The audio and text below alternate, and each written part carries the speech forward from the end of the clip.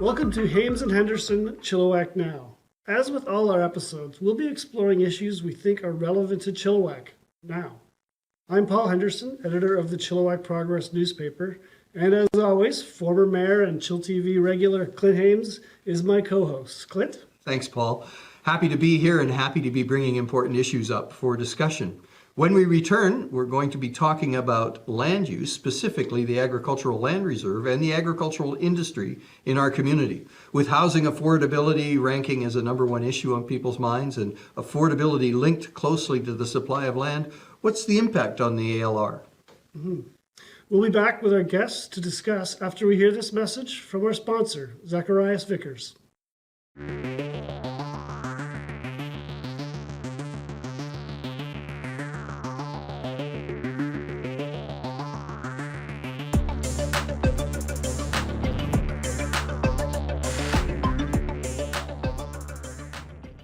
Our first guest is Tom Baumann. Tom is a professor emeritus of agriculture at the University of the Fraser Valley, has 2 master's degrees in plant science with a berry specialization. With more than 35 years of horticultural experience, Tom is passionate about agriculture and teaching the next generation of farmers. He is specialized in growing berries and a particular interest in greenhouse design and function, greenhouse crop development, specialty crops, plant growth, regulators, and fertility management.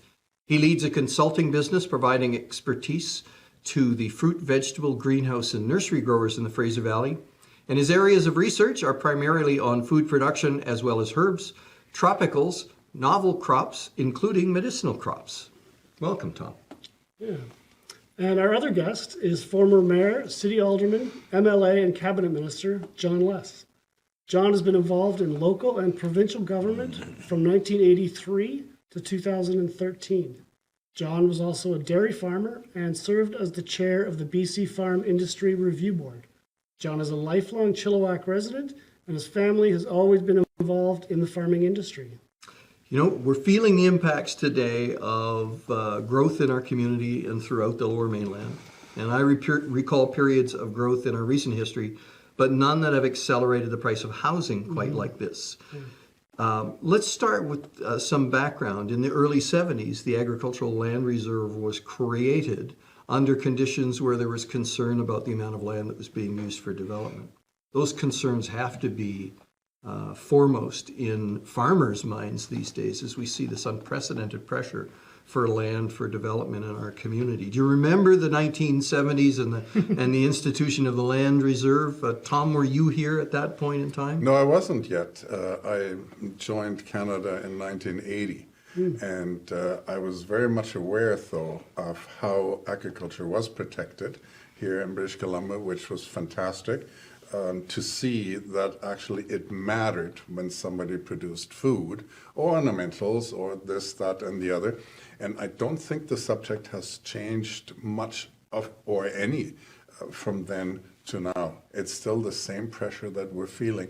If you go up Mount Shiam and you stand on the top of it and you look down 30 years back and now you see just a few scattered houses outside of the core of Chilliwack and Sardis, and now it's crept out right into that farmland, now precious farmland that we don't make anymore, and unfortunately, more and more housing is there. So striking the balance between that urban development and that rural development, and especially the friction points between the two of them, may I mention manure. We've got nothing but issues here. And so far in this province, I recall from Germany how that went there. It was a big ruckus about it, and it was here too. But I think so far we've done a decent job keeping things alive and growing.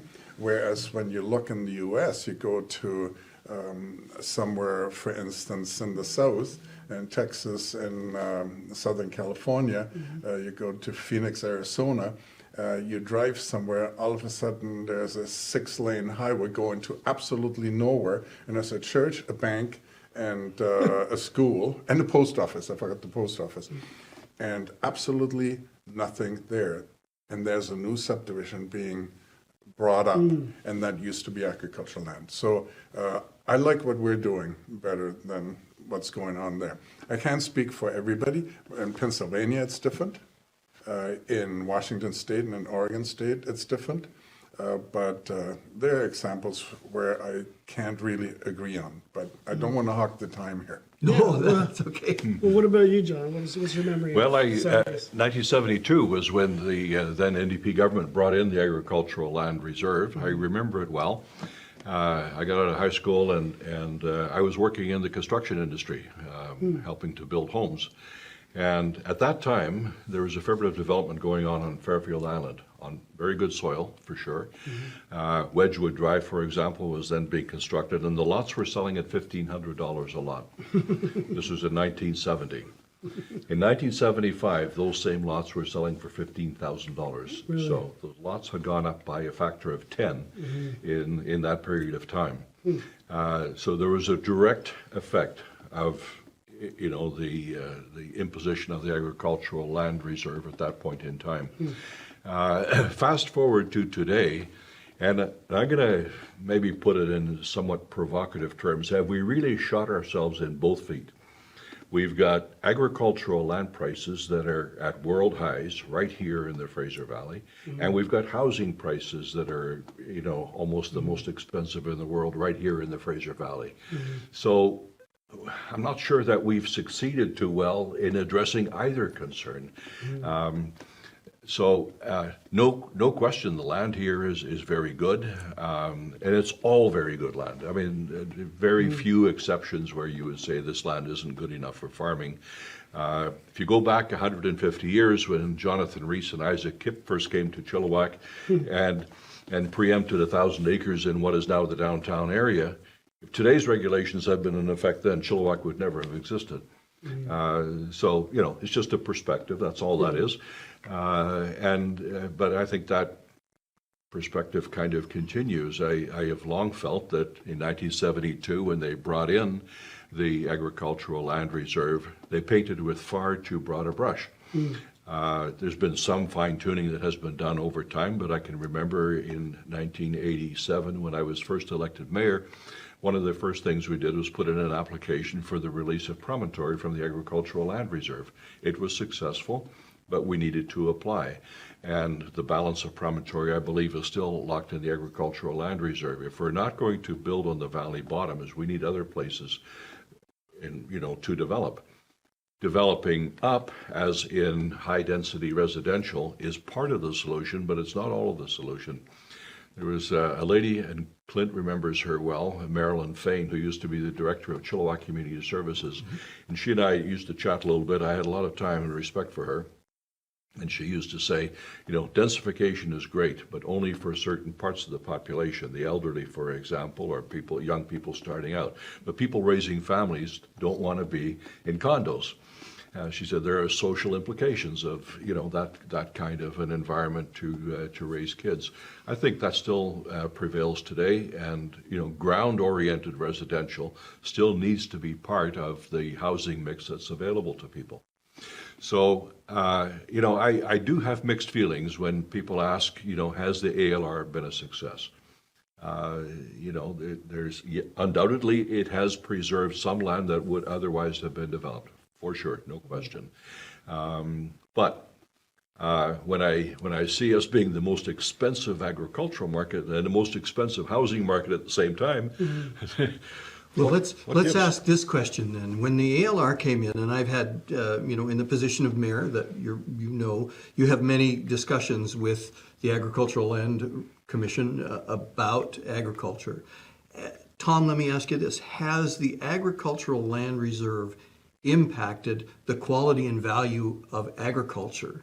So has it done, we've preserved land, there's no question, not as much as some would like and too much in other people's minds. But have we also preserved the industry? Does this support the industry? Are we seeing growth in the industry as a result of having the land base to farm?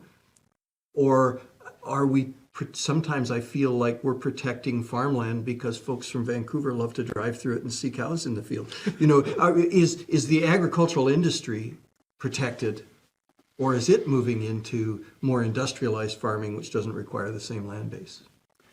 The agriculture industry is incredibly diverse in British Columbia. So we have the old style agriculture that can no longer function in what we have now, where the land is $150,000, $200,000 an acre. Young people cannot move into this industry at all unless they inherit something really major from their parents or win the lottery.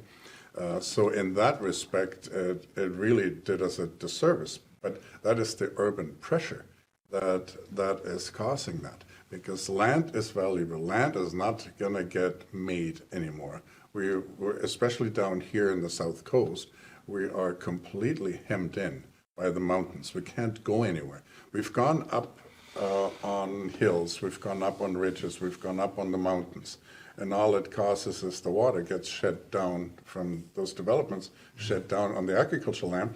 And agricultural land actually in different communities has been designated flood areas. So if you have a perennial crop in there and you're designated to be the overflow to when we have flooding happening, either from rain or other causes, snowmelt, what have you, all of a sudden our land is completely inundated. We've had a bad example last year. However, this is where the best land is for the traditional agriculture. And you in your question, you were very smart here, giving me this little morsel saying, should we change this? We are now going to high-tech agriculture. May I mention the cannabis? May I mention greenhouses? And some of those little production areas that are not even in greenhouses.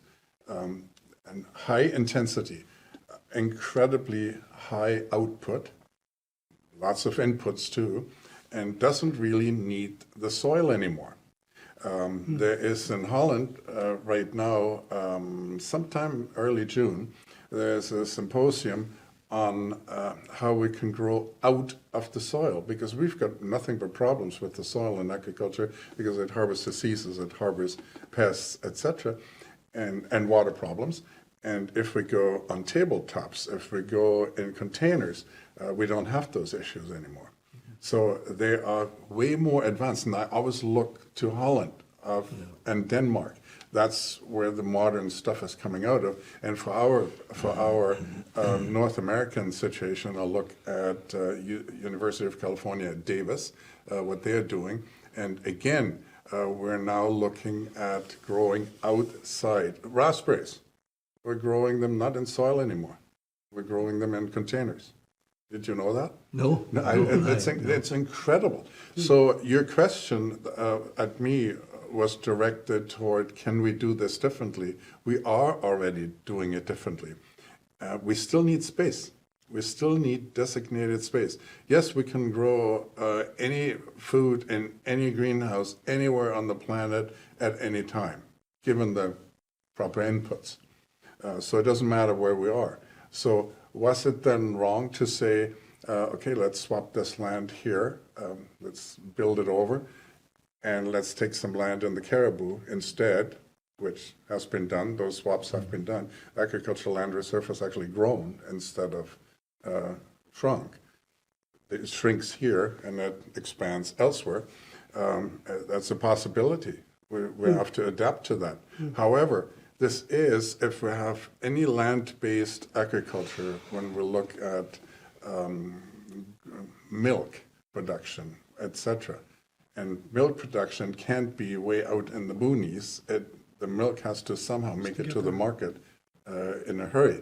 I'm not sure if you know those rings around the city. And it's different in Vancouver because we have the mountains, we have the ocean, so it's only half circles that go out, and the further out you go, this is where the more preserved things are being grown, like wheat and barley, and they can be shipped and can be stored for even 3 days and brought in. So yes, we can do it, but if we want to use the soil that we have here, which is supreme in Canada, our soil here, we can't just put all sorts of things on them that are permanent, as in roads, as in housing, industrial, etc. On the other side, where we're going to put industrial, where we're going to put housing, where we're going to put roads. Well, the best example was the South Fraser Perimeter Road. I was part of some of those expropriations out there. I assessed the farm value as they were taken out, and we made sure that the farms still have enough land and have enough to actually survive as a farm itself, and that wouldn't be scattered, a piece here and a piece there and a piece there. That was reality.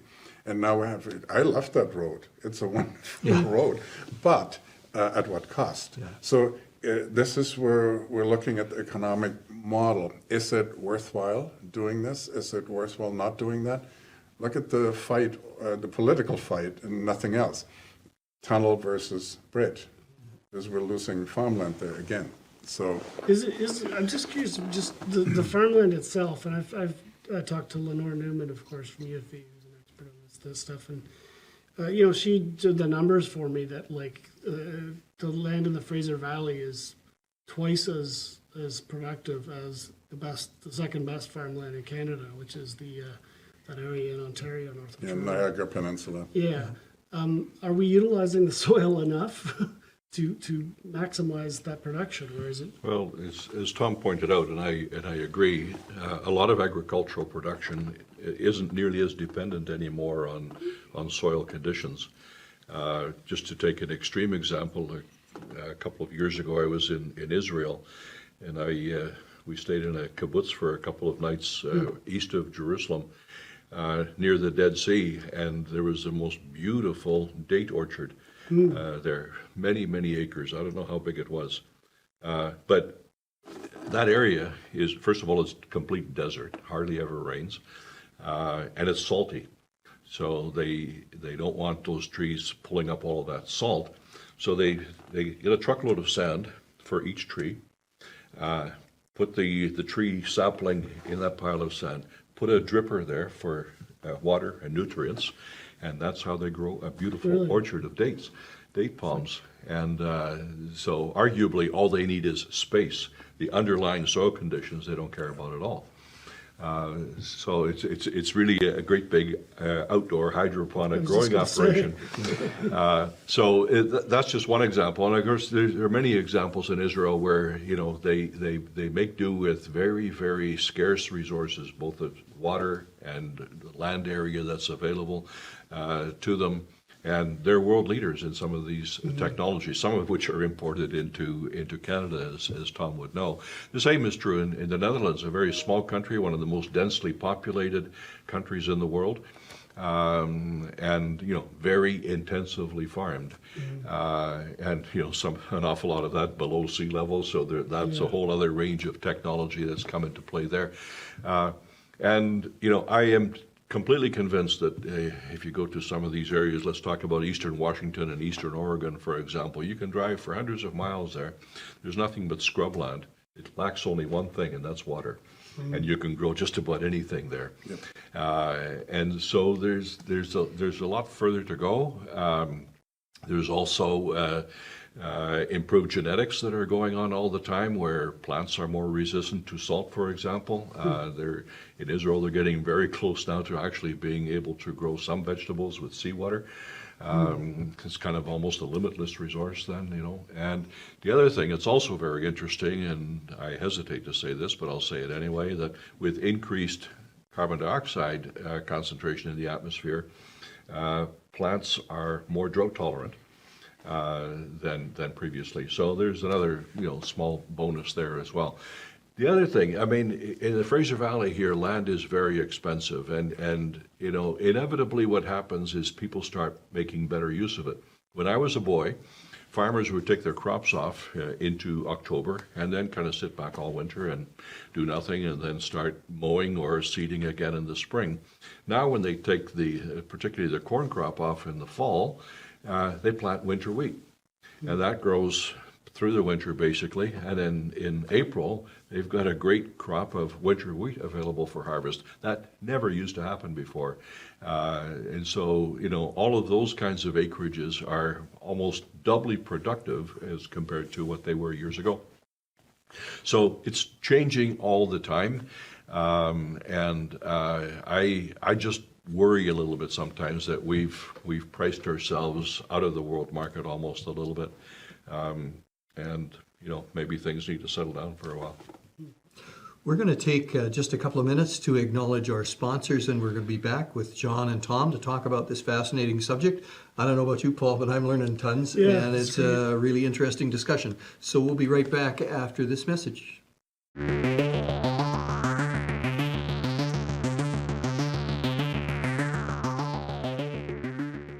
Welcome back, everybody. This is Hames and Henderson, Chilliwack Now, and we have our guests, Tom and John, and we're talking about the ALR. And I think, John, you mentioned the price of agricultural land, and that's got to impact the economics of farming. Is it economical for young folks? It's just like buying a house; it's almost impossible.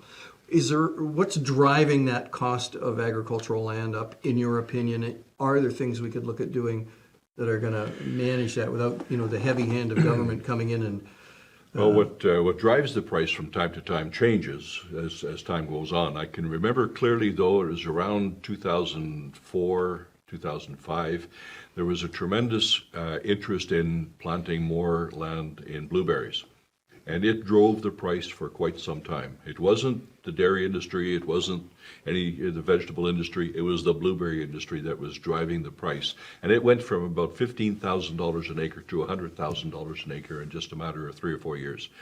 And that's a non-regulated crop essentially, and so there was that pressure. Tom tells me we have about 35,000 acres of blueberries in the greater Fraser Valley, so it's a major industry. And then there are other factors. The fact that land is fairly scarce in the Fraser Valley also affects farmers who want to expand. So when there's a piece of land for sale somewhere in the Fraser Valley, chances are there are going to be several existing farmers that are interested in it. And I've seen them, bidding pretty aggressively one against the other. So that also feeds into the phenomenon of existing farmers getting bigger as opposed to more farms being created. I just saw an article in Country Life magazine just today that says the number of farmers in BC was actually down a further 10% or so. I think it might have been 11% in this last year. So 1 year. Existing farms are getting bigger. That's also part of an economic trend that's driven by the sheer expense of everything. Young farmers can't get started. So it's the existing established farmers that are able to add more land and other input requirements as they go along. So that's a factor too. There was a time when I was a boy. Did they have farms back then? They did. As a matter of fact, along Prest Road, which we all know well, there were 17 dairy farms. Wow. Today there's one. And there were awesome. probably in the order of something like 5,000 dairy farms in BC at that time. Today there are about 550. Right. And that's dairy farms, which kind of, it's animal husbandry, but it requires the big land base. Poultry farmers are kind of the same kind of thing. There's less of them today than there was then. But dairy requires a lot of land. And so, you've seen those massive shifts, and that ongoing fewer dairy farmers is a trend that continues right at this very moment. Every year there's 10 or a dozen or so fewer dairy farmers, but the ones that remain are bigger. Yeah, the output has increased tremendously, Yes. and we did never have a farm with over 2,000 heads. No, but on a per cow basis too. I mean, when I was a boy, if your herd averaged about 40 pound per day production, that was pretty good. I have one brother who's left in the dairy industry, and I believe his herd averages about 100 pounds of milk per cow per day.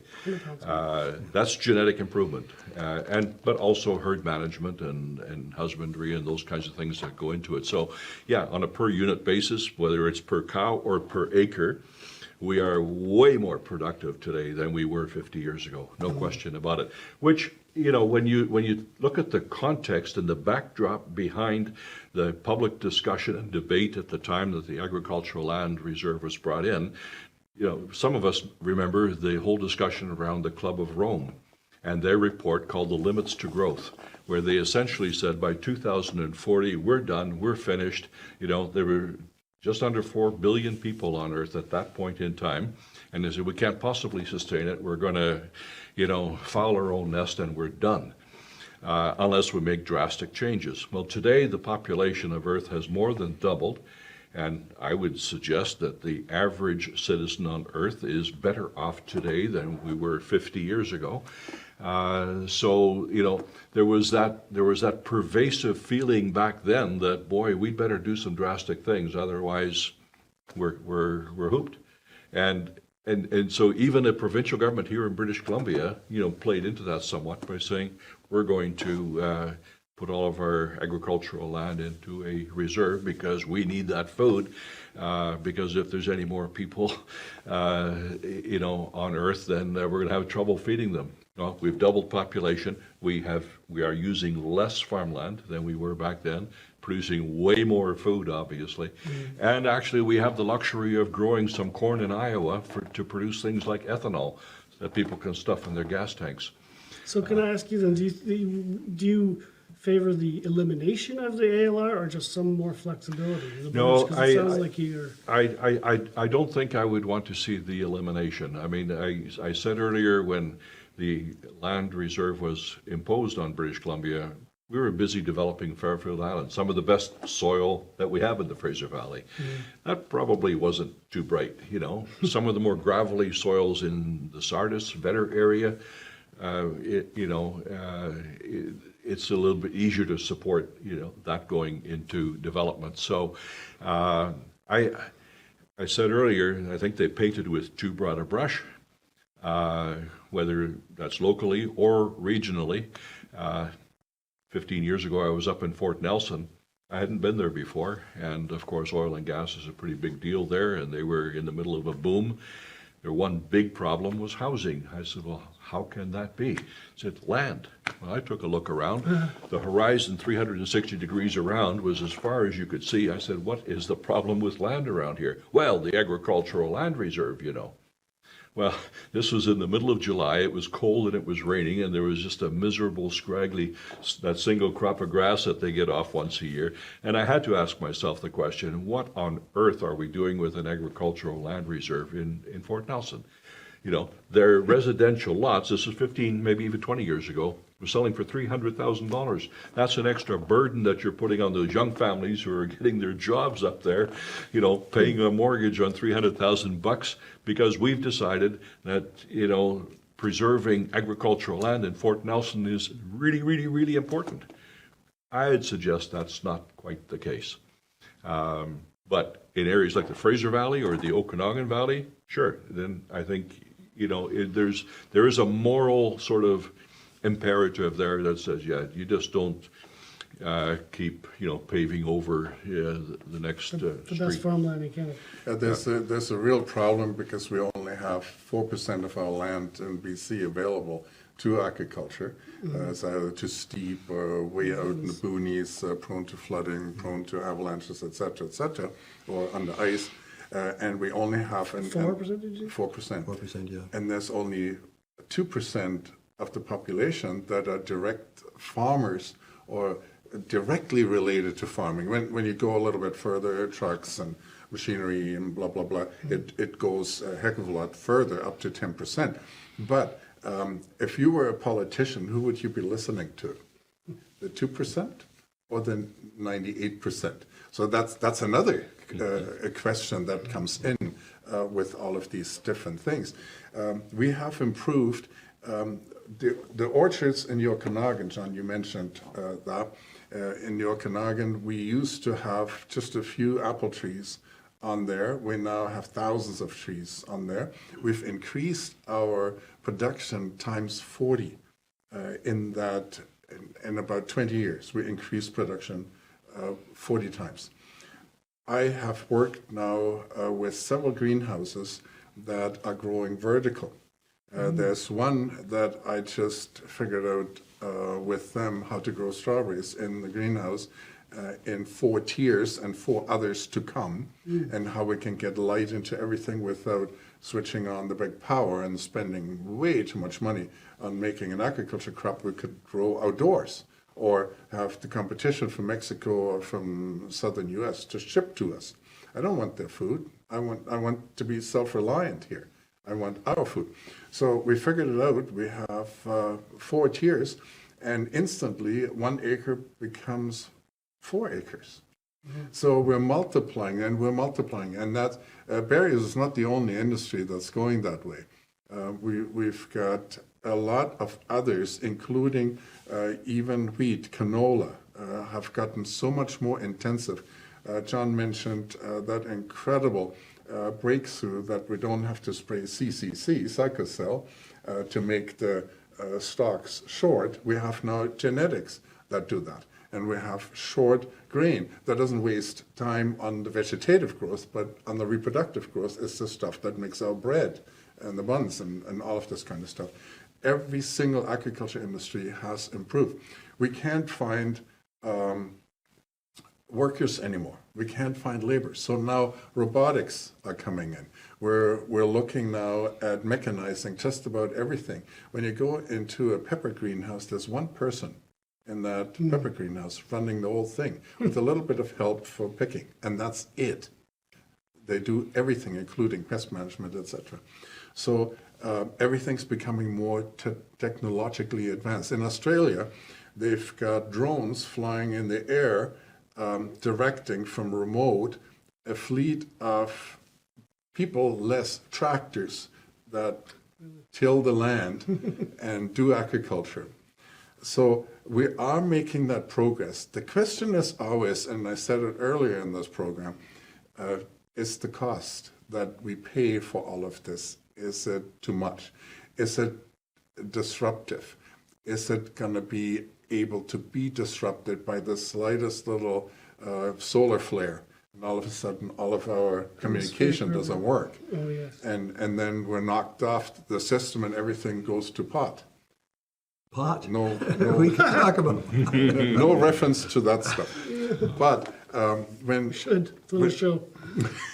when you look at it, and again, that's a novel crop, and we have novel crops, we have medicinal crops all over the place. And other countries are following our example. John mentioned Israel. Israel is on the forefront of so many things. Why? Because they don't have agricultural land. There's nothing there. There's a desert. Today, when I go to Southern Irrigation, I buy any kind of irrigation things made in Israel, made in Israel, and produced in Israel, because they come up with this stuff. They have to, otherwise they're dead in the water or without water. They're dead in the desert, right? Yeah, but it's interesting, Israel with essentially no good agricultural land to speak of, with the exception maybe of the Golan Heights. But, they are one of the major agricultural products exporters in the world.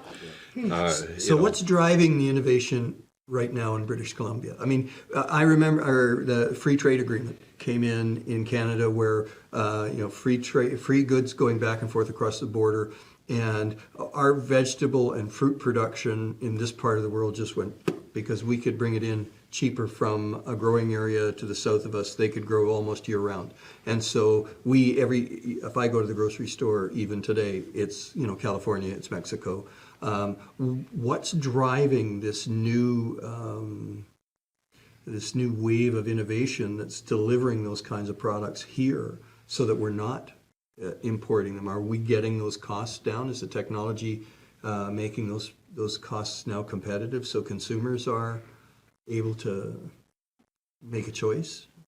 Compare us with low-cost labor country, or a country that doesn't have labor laws to protect labor, as we do. We pride ourselves in that, and we do it. And if you do the comparison, their costs are so much lower than ours. So we are under the gun to react to that, and we have reacted. dairy farms have moved into other areas to produce that. And trucks are rumbling down our highways when they're not washed out and bring the milk actually to us from further away, disrupting that model we used to have. And the same thing goes for just about any of our crops. We see a total reformation. Every time we're under pressure, war times, times of stress, disease, COVID has driven the innovation in agriculture and everything else incredibly. Just because the supply lines failed us big time. And they're still failing us with China locking down all the time. So we don't have the plastics that we need. We don't have the chemicals we need. Now we're short of baby formula. Yeah. Well, how did that ever happen, right? And that is driving innovation. Any of those catastrophes. If we're happy and we go to bed well-fed, that doesn't drive any innovation. When it's a crisis, that always drives innovation. Well, and you're right, COVID certainly was the crisis of our lifetimes. And it taught us that one very key thing is that so many of our supplies for our daily lives was coming in from other countries. Medication, for example, almost all of it was coming in from China. That I did not know that, and it's something that had me feeling pretty uncomfortable, that we would rely on any foreign country to get our basic medications. If you're a diabetic or you need heart medication or something like that, that's all coming in from China. How did that happen? And so I think those kinds of things. But the same is true with some of our basic food supplies. We can grow these things here, and we can do it as well as anybody on Earth, anywhere else, with exceptions. I mean, you're still not going to grow sugarcane here or anything like that. Clearly, or oranges or, that kind of thing. That doesn't make any sense other than, your trophy orange tree in your greenhouse. But, that's not commercially viable. But your major foodstuffs, we can grow them all here, and we should, to the greatest extent possible, do that. Now, when people are stressed economically, though, that can sometimes hurt a little because if there's imported supplies, they're going to go there simply for affordability reasons, and that's understandable too. I for one, I don't despair that the world in general has lots of leftover capacity to generate an awful lot more food production. I don't think we're going to run up to that place, as the Club of Rome suggested, that we're on the verge of widespread famines in major portions of the earth. India, for example, where the population is now over 1 billion, one of the fastest growing countries in the world, is now self-sufficient in food. So, tremendous success story. Well, and the unused capacity in places like East Africa, where they're just sort of coming out of that, that's right. Just growing for your own Sure. use, and farming is becoming a bigger and bigger, and the capacity there is unbelievable. You know what I do once in a while, just for kicks, on Google Earth, I'll go into some of these countries and I will zoom in. And it's fascinating, some of the beautiful agricultural areas. Of course, the one I'm most interested in right now is Ukraine, where, they're having trouble getting some crops in the ground this spring for obvious reasons. But you talk about an area that's got lovely farmland. Is that right? Oh, man, I mean, I think Putin was after more than just imperialism. I think he just wanted more good land. Well, you mentioned Europe, and that's really an important message for us because, and you've mentioned it too, that over there the lack of land has driven innovation and land use. I know in Britain they have very, very strict rules about rural and urban land. You simply can't convert rural land to urban use in Britain anymore. You just simply can't do it. And they have an amazing agricultural industry in Britain. In the Netherlands, it's the same. There are significant restrictions on the ability to use existing rural lands for anything other than rural purposes. So that's where we're at in British Columbia now. I would contend, and it's just my thoughts, that if we're going to have a provincial zone which is what the ALR is sort of provincially zoned land as opposed to community zoned land, that we shouldn't have the ability then to speculate on that land. I think we should do a really good job of saying what is good farmland and what isn't good farmland, but after that we should be saying there's not a process for you to change that designation. Yeah, but you see, Clint, I would argue that the speculation that you refer to is actually speculation amongst farmers. I don't really think that there's a lot of farmers out there today that still harbor some kind of idea that, you know, sometime in the not too distant future they're going to get their land released out of the agricultural land reserve. But as I said before, it was farmers that, you know, 15, 20 years ago drove up the price of land. So that's why I say it's speculation amongst farmers. And if I had a 50-acre piece of land for sale in East Chilliwack today, I wouldn't be thinking residential subdivision. I would be thinking, I'd be making a short list, or maybe not so short a list of farmers in the area that would be bidding on it. And certainly the demand has pushed that. But I think it's not just farmland, but it's the greenbelt lands in the GVRD. There are areas in South Langley that aren't considered agricultural lands, but simply because they've got trees on them. And so they're in a kind of a green zone, which are, it's hard to get the plan to change, but it is changing, and it's driving the values up for industrial lands. All that industrial property in South Langley is an example. It's stunning how much land has been taken up. It wasn't in the land reserve, but it was designated as green space lands. Which brings up another really important thing to think about. People, you know, we need farmland to grow food. We need land on which to live. We also need land on which to work, you know, industrial land base. And that's something where Chilliwack, again, is starting to choke a little bit because we haven't got much of it left. And so there really needs to be a discussion about that too. I mean, it was about 20 years ago when that Lickman Road North area was released from the land reserve. Boy, there sure is a lot of people working there today. There's a lot of employment there. The same with the drive-in lands that predated that a little bit. A lot of people working there. I'd make those same decisions all over again, and I'm sure you would too. So, you know, we need to be honest enough with each other to recognize that imperative as well. There's still going to be needs. And we have the same squeeze in agricultural land. We used to have 10% of the agricultural land not being used.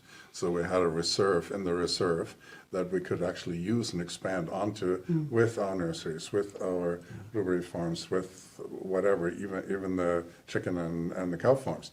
Now we have less than 1%. And those, we can't knock those loose. They're an acre here and an acre there, totally irrelevant. And today, when a piece of farmland comes on the market, the prices are outrageous, and they get snapped up by a farmer right away, with the greenhouse, with whatever. The dairy farms, where the dairy farmers thought, oh, let's just move and sell the farm, let's go somewhere else and produce there. And those farms were taken over by blueberry farms. I don't know how many blueberry farms I've seen that have a milking parlor still there, stanchion barn, an old style, right? And that is amazing how we have evolved into what is believed to be higher value crops, higher production. I think we could talk about this all day. Yeah, that's what I was going to say. We've got a lot to talk about, a lot of areas. We could go in a lot of different directions here for sure. But I think we're going to need to wrap it up. Yeah. So thank you to our guests today, John Less and Tom Baumann. It's been great. We hope we've been able to highlight another important issue here on the show with Clint and myself. And we will see you next time. Yeah, and thanks so much, gentlemen, for participating in this. I can't think of two better ambassadors for this topic than you two, both having so much knowledge. Tom, and the innovation that you're working in, which is really important for us to hear about, and John, to be able to bring that historical perspective, because you've lived here since 1804, I think. Thereabouts, Yes, so, I was born just after Malthus was around. But if any of you that are watching the show have ideas that you'd like to see us pursue on the show, let us know at our email address. And it's my pleasure to thank you, gentlemen, thank my co-host, Paul. And thank you for watching. Thanks very much. Thank you. Pleasure.